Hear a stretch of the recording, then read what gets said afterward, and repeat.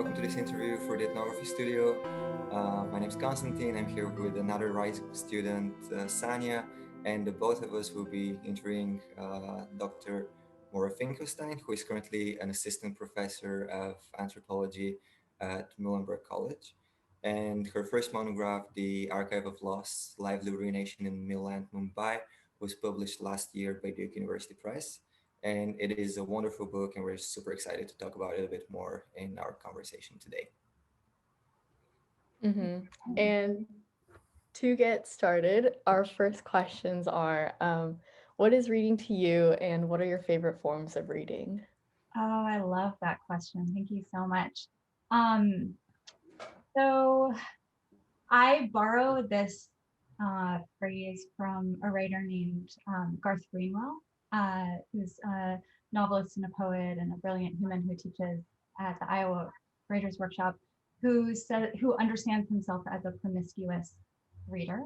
And I really love that idea of just sort of reading wildly across genre and like looking for resonance and connection. So I read a lot of poetry. I read a lot of memoir and nonfiction, and I read a lot of theory. I sort of like to see my writing practice as like some kind of treasure hunt where one thing brings you to the next and you just sort of follow it where it goes. And I think you can sort of see that from the book, especially with the epigraphs and the literature that I engage. But I like the idea of finding writing and thinking across genre that just like opens up possibility and like welcomes you into a conversation instead of like limiting a conversation and closing things down. So I like the idea of being a promiscuous reader.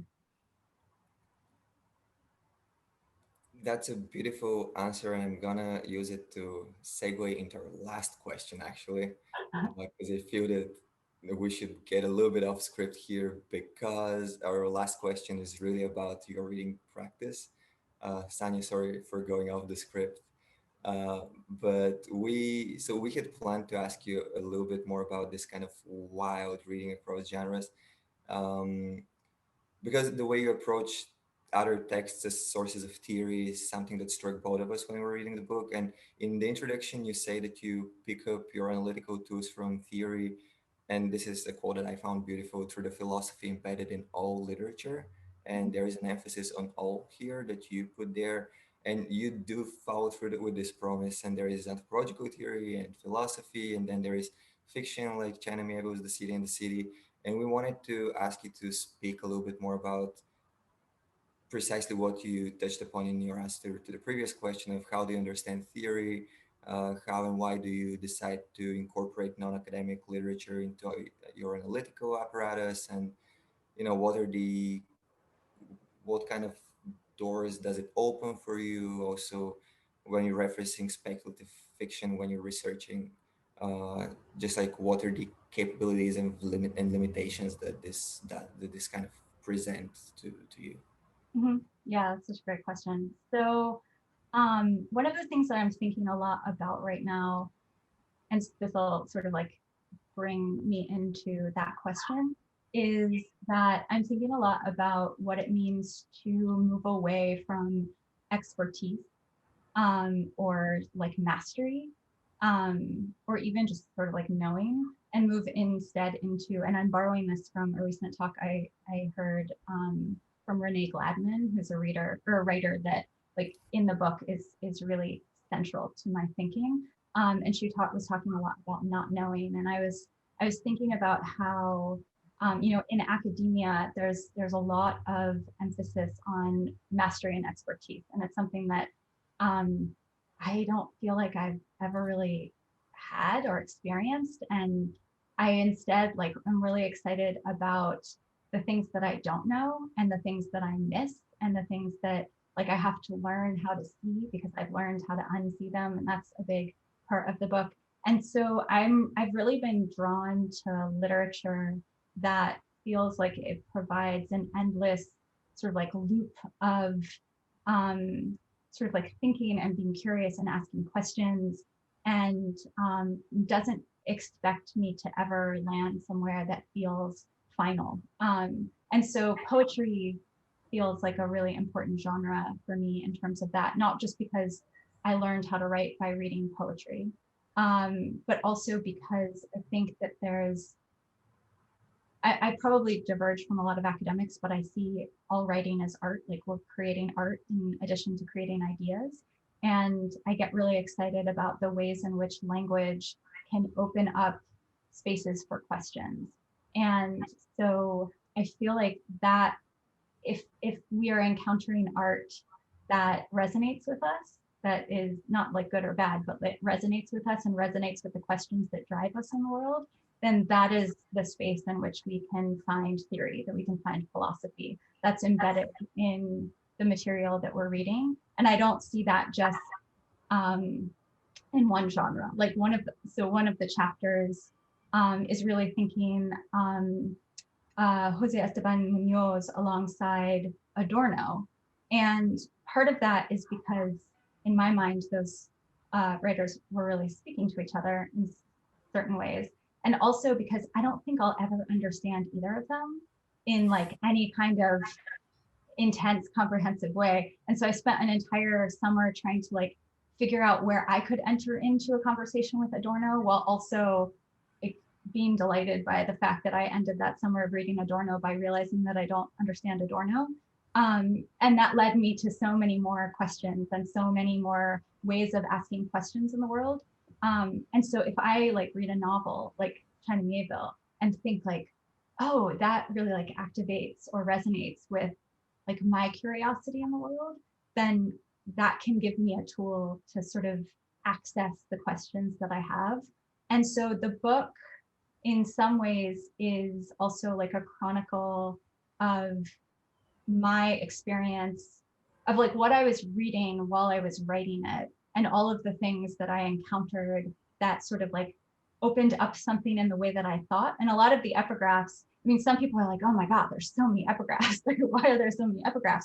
But I think like a lot of times the way that we encounter literature as like philosophy and theory in academic work is to take a passage or to take a chapter, or to take a text and be like, I'm going to sort of like master this and show you how I can domesticate it in my work to say something about the world.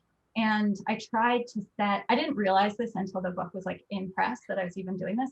But I think one of the reasons that I sort of have such a promiscuous relationship with the literature that I'm citing, and also why I have so many epigraphs, is because sometimes it was just something that like led me to another thought, but it wasn't something that I wanted to try to like pin down what that was. So I sort of see like my reading practice as not only helping with my writing practice, but also like connecting me with other people who are thinking in the world in ways that feels like it provides me with meaning, just by like being in proximity with it, just through the practice of reading, or just through like a couple words or a couple lines. So that's sort of like how reading works in the book. I feel like as I was talking, I sort of lost the actual question. But I try to always be reading at least one thing in all of the genres that I like to be reading at the same time. And then sort of see how, like, if I'm reading a book of poetry and I'm reading a novel and I'm reading a memoir and I'm reading an ethnography and I'm reading like some kind of like critical theory, just accidentally by choosing those, 5 or 6 texts at the same time, looking for ways in which they're all sort of in conversation with each other, because I think we also read looking for our questions, and we can always find our questions, because I think like at the core of any artist is sort of like trying to, or academic, if an academic doesn't want to see themselves as an artist, is like grappling with the questions that really trouble us. So I get very excited when I find those questions across genre. Thank you. It's yeah, beautiful to hear someone be excited about the book they wrote, honestly. And Sanya, do you want to go ahead to bring us back on script, or should we? Yeah, I can. I guess this also kind of relates this question that I'm about to say about what you were saying about like kind of like moving away from like supposed like mastery in something. So we read Trullo in the reading seminar, and his like ideas about history, like historical production and consumption more as like a social process, the role of silences during the creation of history, and more about and like a more democratic expansion of the historian title to be away from like just academics, but also just like anyone as they're like both producing and consuming history like are considered to be historians. And so in the book, in the Archive of Loss, like there's this purposeful focus on like more like the affective experiences and narrative like memories and just like personal relations that like individuals have with the world around them. And so you mentioned that like these affective experiences, they're not substitutes for history, but are rather a way of destabilizing the very construction of history. And so we were wondering if you view yourself as a historian and how you view and address like the silences that occur in the creation of ethnographic accounts. Mm-hmm. You guys ask great questions, and questions that I haven't really gotten before, which is exciting. Do I think of myself as a historian? I like to think of myself as many things when I take those titles outside of the sort of like classic definition that they are. So I would consider myself a historian. I would consider myself an archivist because I feel like everything that I do and think about is in conversation with history. And I also think, we are always the like historians of our own lives, and we are always the historians of like the life that we are living in relation to other people, and that we are creating these archives of our own experience, like through like everything I have on my wall and in on my bookshelves and in my head and in my body and in relationship to everyone else. So I would say that I like to push against the sort of like categories of expertise, like the history. And I, with great respect to all of my friends who are trained historians and probably horrified by everything that I'm saying. But, I think that there's like the discipline of history, and then there's the experience of living a life that is always in conversation with history. Like and Trio is like thinking about this very much. Like we aren't living separate from our history, and we aren't producing history separate from our history. So in what ways do we want to be having those conversations across time and experience? And I think one of the things that I was really trying to do in the book was to think about how the stories that my informants were telling me that were also stories they told themselves to understand their place in the world were very historical stories. They were stories that were never limited to the present moment, both because we can't tell stories that are limited to the present moment, but also because they saw themselves as existing in a moment that was constantly in conversation with the past. And that felt like a really profound and important lesson for me, in the sense that I don't think I was sort of like drawing high theory out of casual conversation, but I think I was learning about how to imagine time differently and knowledge and experience differently because of the way my informants talked about their lives. And so, we can have the chronological history that tells us like this happened and this happened and this happened and this happened and this happened. And that can help us sort of like locate our lives in power. But in terms of how people actually, and as anthropologists and ethnographers, we're constantly thinking like, how are people representing themselves? How are they talking about their lives? What an incredible way to understand how an individual community's relationship to time and to history and to memory is a sort of like alive element of what it means to be a person. And there's so much richness and knowledge there. So I actually think you can't be an anthropologist if you're not also kind of a historian, right? Because if you're not thinking about history, then you're doing like what, Evan Pritchard was doing, right? You're just like, or like peoples and cultures of X or peoples and cultures of Y. But if we actually want to think about what it means to sort of like be engaged in some kind of ethical practice of representation in collaboration with the people whose lives we're trying to say something meaningful about, then we are all historians. Like our informants are historians, we are historians. So I guess to answer your question, yeah, sure. I see myself as, you know, a historian in the way that I think we all are, regardless of how we, or how seriously we take that responsibility. And while we're still on the topic of history and Trio's text, we wanted to kind of linger a little bit more on it and his usage of Bourdieu's idea of the unthinkable and the way that Trio picks that up in analyzing the Haitian Revolution, but also historical process or historiographical processes more broadly. And so throughout the class, we've been discussing how to precipitate insights and thoughts that one might not predict at the beginning of a research project. And we wanted to ask, what are your thoughts on ethnography as a way of thinking, and whether it allows us to approach the unexpected, or again, what Trio was calling to remaining open to the unthinkable. Mm-hmm. Oh, such a good question. I just sort of like want to gush over your question. So your question is more interesting than my answers. But so I like to tell very self-deprecating stories about myself and my relationship to research, because I think that if we at all pretend like we have any control over like what happens between writing a proposal and actually doing field work, then we're just telling lies, because that's just a ridiculous thing. I wrote a ridiculous proposal and I went to Bombay with like very strange certainty of what I was going to do and what I was going to find.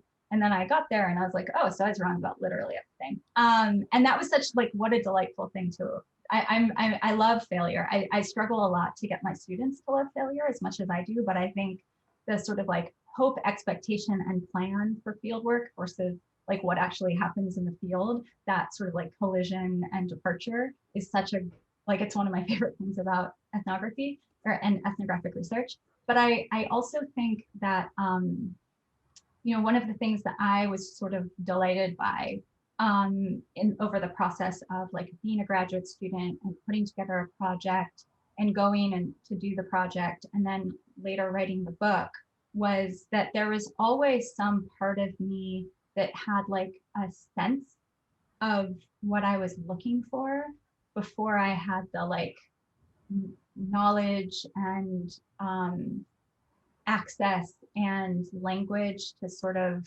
articulate that. And I think, you know, a lot of writers say, you know, trust the metaphor is smarter than you are.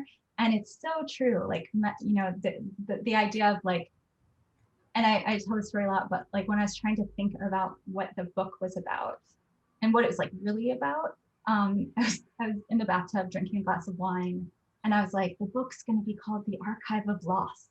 I don't know why. I don't know anything about archives. I have nothing to say about archives. That's the title of the book. And I like, for me, in thinking about this notion of like the unthinkable,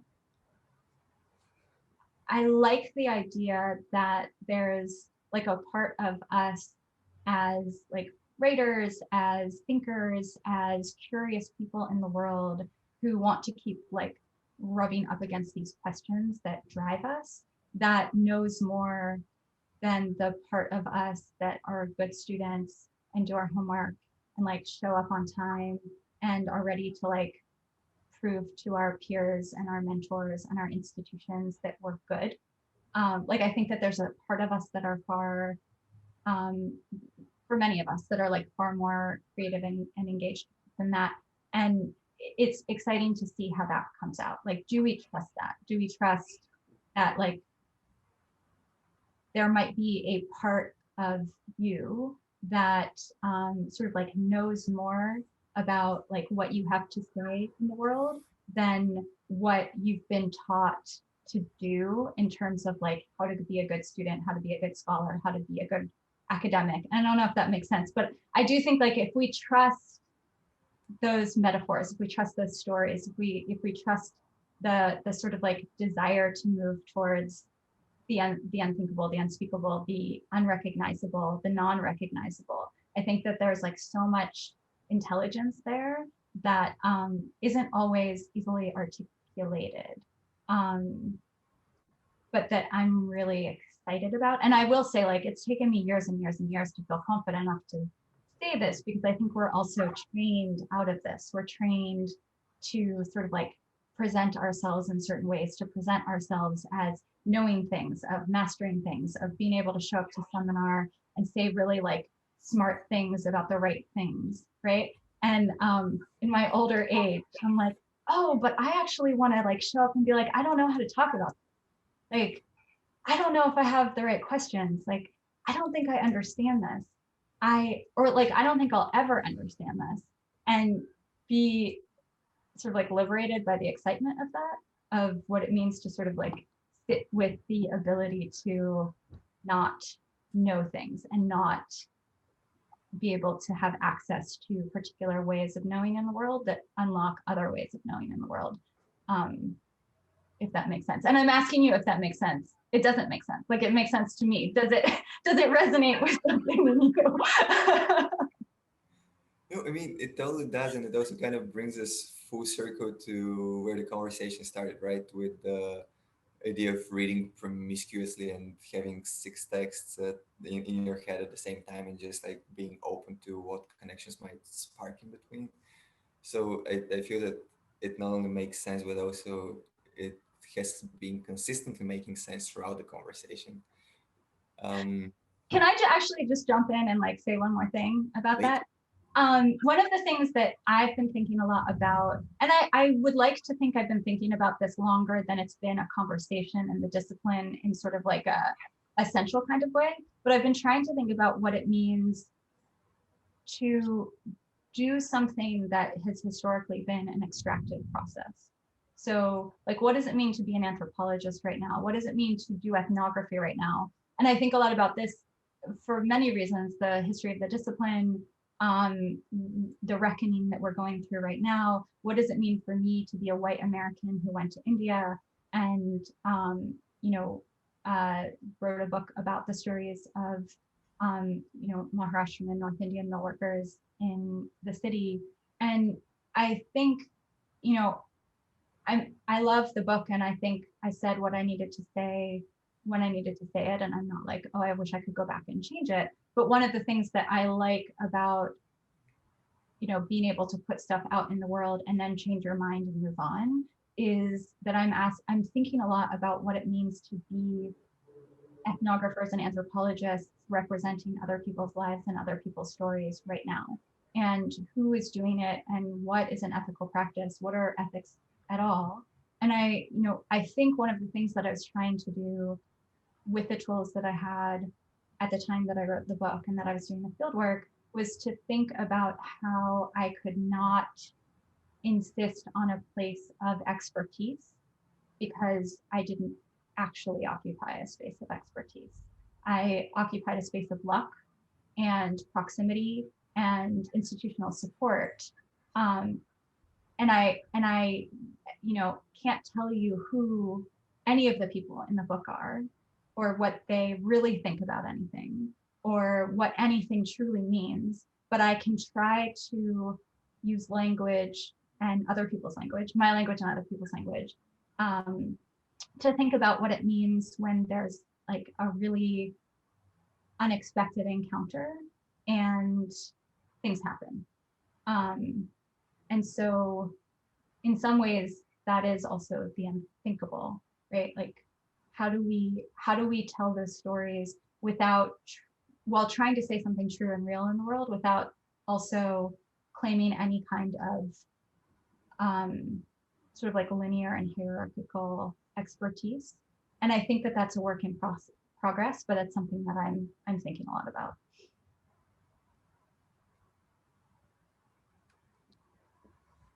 Thank you so much, Dr. Finkelstein. Yeah. Actually, Constantine, do you think we have time for another question? I mean, it is honestly up to the guest. Do you have an extra few minutes for another This question? is like the greatest privilege of having you all ask me questions about my book. Like, Yeah, I got time. I mean, again, thank you for you know, sharing this conversation with us. So when we were drafting our questions, we limited ourselves to 4 questions that made the cut. But then there is one question that remained under the line, and this one we actually didn't script. So, Sanya, do you want to ask that question, or should I go ahead? Um, uh, you can go ahead. Okay. Because yeah, we had plans who's asking what, but this one just remained orphaned under the line. But yeah, again, as we were saying, a lot of the readings and conceptual work that we've done in Dr. Ballestero's class was investigating the ways in which our research, and this kind of speaks actually to the last things you were saying, how our research creates new objects of knowledge and new cultural tropes. And in this sense, we're kind of curious to talk about a bit more about the book, the way it's structured, because you call your chapters chapter archives, and you kind of make it clear that you create an archive of objects and thoughts and stories as you write and as you go and analyze these. And we already heard a little bit of how you came up with the idea of the archive in the title, but if you could speak a little bit more to this general idea of the chapter archive, and how has that changed the book or maybe your work in general, and just how you were constituting your object of research as you were already researching, right? Yeah, yeah, that's great. Thank you. So I will say that I was really lucky when the project started becoming a book, because my editor, Elizabeth Alt at Duke University Press, really supported me and didn't say no to anything. Like sometimes when I couldn't articulate anything, she would push up against me.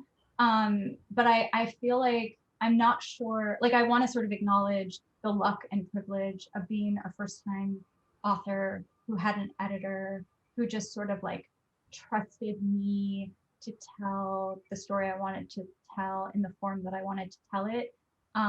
It's kind of an unconventional structure, and there's a lot of unconventional elements to it. And I acknowledge that like part of that might have just been the luck of working with Liz.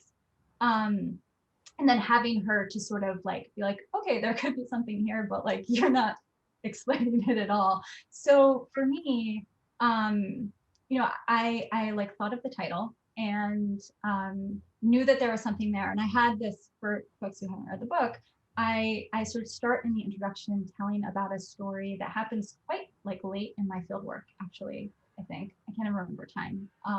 But in which I go to this museum that's actually like a city museum right down the street from the mill where I was doing work. And this is a mill that's not supposed to exist because there aren't supposed to be any mills left, but it is a functional mill. And I go to this museum, and in one of the galleries, there was an exhibit about the decline and like death of the textile industry. And so while I was walking through that gallery, I was thinking like, this is like everything in this gallery is true, right? Like it's not fabricated. It's not like constructed out of nothing. Like these are images, these are photographs. This is a true story. But I was also experiencing this true story down the street like this morning, in which I was in this mill that was still functioning with these workers who were still working. And I didn't really think about this story until I was starting to write the book. And I was thinking like, what is the mill to this museum? Is it an archive? And so of course, like being the good early career, whatever that means, like recently hired onto the tenure track anthropologist who like wants to write the book and like be good and whatever. I went and I read like everything I could possibly find about archives so I could like become an expert in archives and say all the right things and cite all the right people, and like wrote this like intolerable introduction that was like like a literature review of like archive studies, which my editor fortunately was like, okay, so now delete all of this, good job. Or my reader said that, I can't remember which. And one, I sort of like saw this arc of like the archive as this like institution of power and erasure and like starting with Derrida and thinking about what archives are, and then the sort of like critique, a very important critique of archives, of like, like reproduction and destruction, and like who is visible in the archive and who's not. And I was sort of like struggling with, where do I fit within this conversation? And once I sort of like worked my way through that, I sort of stepped away and said, I can actually make an archive out of anything I want. This book can be an archive. The organization of this text can be an archive. Like, if I'm the archivist, then that means that like most of the stories aren't going to make it into the book. Most of the stories are lost. Most of the stories have already been destroyed. But can I make these spaces in which I can make visible some of the remains and residue that I was able to encounter? And so when each chapter became an archive, it was a way of sort of, in my mind, both acknowledging the limitations of that form, and also thinking like, how can that form be more than the sort of material notion that we have about archives? Like, can the body be an archive? It can if I make it into one, right? Like, can a fire be an archive? Like, how do all of these things contribute to the ways in which we are maybe creating space in which to make visible the things that are in the basement of the museum, that like could have just as easily been in the gallery, but are instead somewhere else. And so for me, it was the like exercise of moving through my need to somehow say something really important to the literature, and then realizing that that actually wasn't my job, that I was actually trying to create something differently. And that's sort of how the form came about for me. And also just sort of like spoke to how my mind sort of works in the world, and how I understand time and space and bodies and buildings and whatnot, and trying to write a book that still like held the form of an academic text. I mean, I'm not super radical. Like, there's an introduction and there's 5 chapters. It's not like I reintroduced or developed the academic monograph wheel, but instead was like, can I take this form and make it into something that feels like how I want to relate to stories? And that's sort of how the form came about, or the structure. Yeah. Thanks a lot for, these, I want to say, very inspiring answers, because I love hearing how people navigate what we sometimes consider very oppressive forms, but then there's so much freedom to be carved away within them. And yes, this is all we had planned. So unless you think that we missed something very important that you would want us to come to speak about, we would mostly just want to say thank you for allowing us the privilege to have this wonderful conversation, and thank you for your time. And yeah. Well, I'll say one last thing. So I don't know if you know who Lacey Johnson is, but she teaches at Rice. She's an incredible memoirist, and very, very awesome and cool. I don't actually know her personally, but I have read her work, and it's been really meaningful to me. And I know she has written this before. She's probably said it before, but and other people probably have as well, but I heard it from her. And she said, you should always be a little afraid of the things that you write. And that has sort of been a really helpful reminder to me, because, and this is like the wish that I would have for both of you going, and not everyone, like, I'm not trying to give like an inspirational speech here, but it's very easy to reproduce the canon by just like changing little things, or like, thinking just like slightly off of course of certain conversations. It's something that we're encouraged to do. It's something we're rewarded for doing.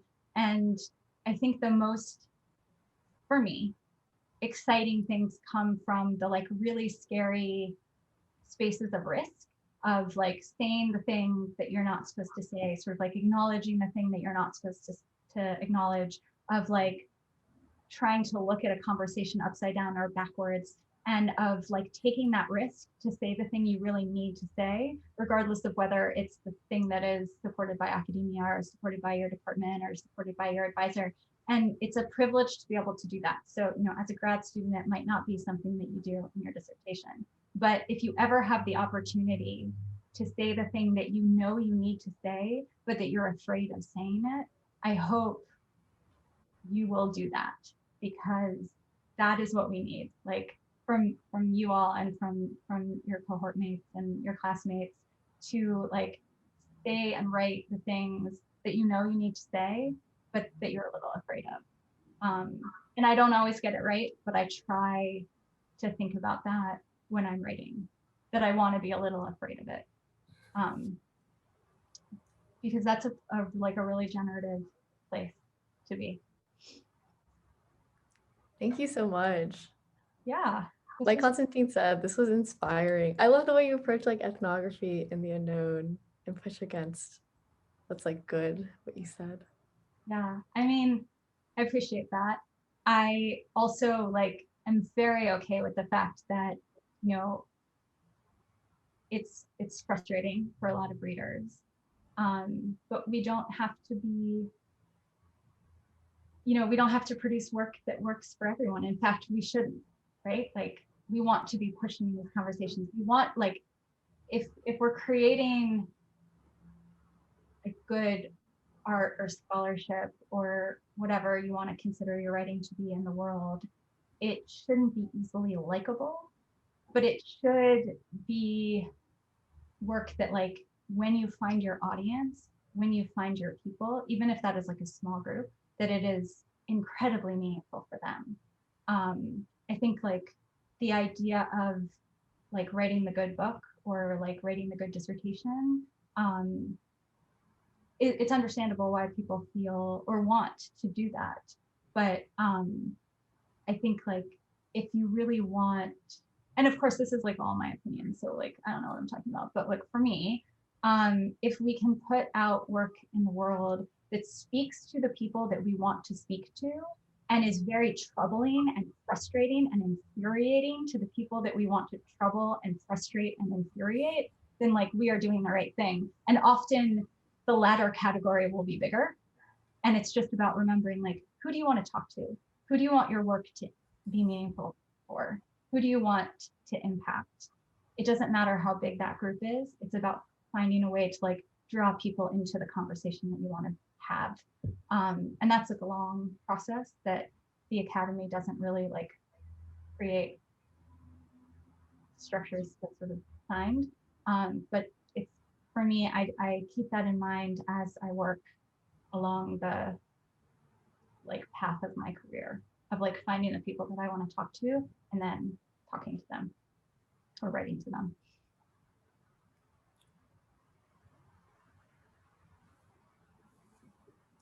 Thanks for the advice. I don't want to use the word for a third time, but I'm gonna say it's inspiring. Sorry for the And thank you for being such, I mean, what an honor to have like such engaged and attentive readers. That's the dream. And the kind of the more official proceedings by saying to everyone who might be watching this video, you know, thank you for being with us. And there should be more videos on the Ethnography Studio YouTube channel with other authors about other books.